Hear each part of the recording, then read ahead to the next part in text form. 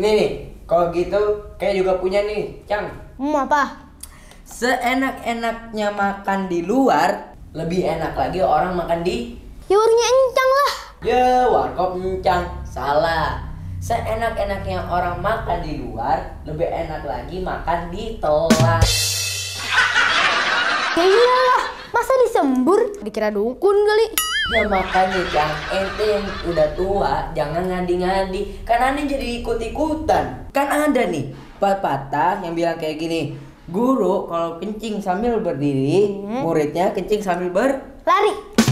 bersama-sama. Sama ada orang kencing barengan.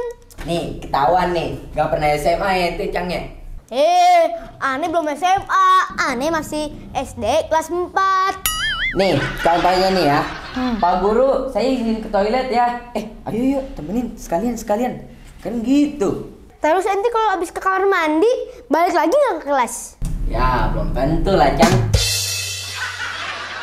Yaudah, kalau gitu mana nih, Cang? Kopi aneh. Oh iya, aneh bikinin yang paling enak. Ya udah dipercepat ya, Cang. Iyalah.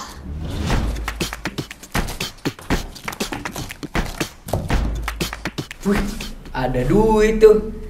Enaknya buat beli petasan bisa nih.